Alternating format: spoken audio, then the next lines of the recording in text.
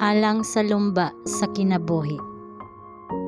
Mga Hebrewhanon, Kapitulo 12, versikulo 1 ug 2. Isalikway ta ang tanan nga kabugat, ug ang sala nga sa dakong kasayon nagasipit kanato, ug pagdalaganon ta nga mapailubon ang lumba nga gitanyag sa atong atubangan. Nga magatutok kang Jesus ang magbubuhat ug ang maghihingpit sa atong pagtuo. Kasina, malisya, daotang pangunahuna, daotang sinultihan, pagka maibugon, kini ang mga kabugat nga kinahanglang ihiklin sa Kristohanon kung siya mudagan nga malampuson sa lumba alang sa pagka-immortal.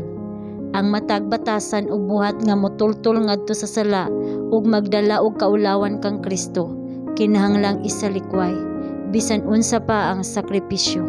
Ang panalangin sa langit dili magauban ni bisan kinsang tawo sa paglapas sa walay katapusan nga mga baruganan sa matarong.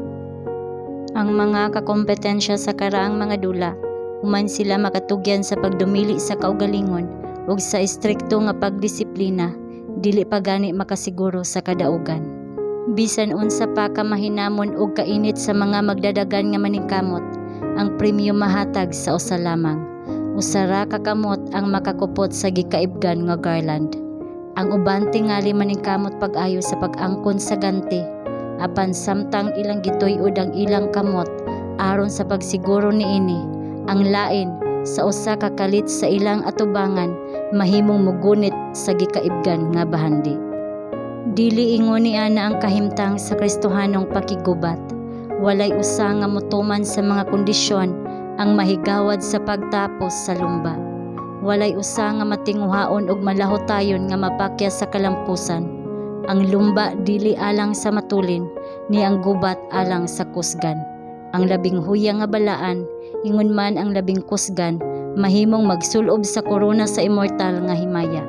Ang tanan mahimong mudaog kinsa pinaagi sa gahom sa balaang grasya, nagdala sa ilang mga kinabuhi ngadto sa pagpahiuyon sa kabubuton ni Kristo. Ang matagbuhat nagbutang sa gibug-aton niini ngadto sa sukdanan nga nagtino sa kadaugan o kapildihan sa kinabuhi.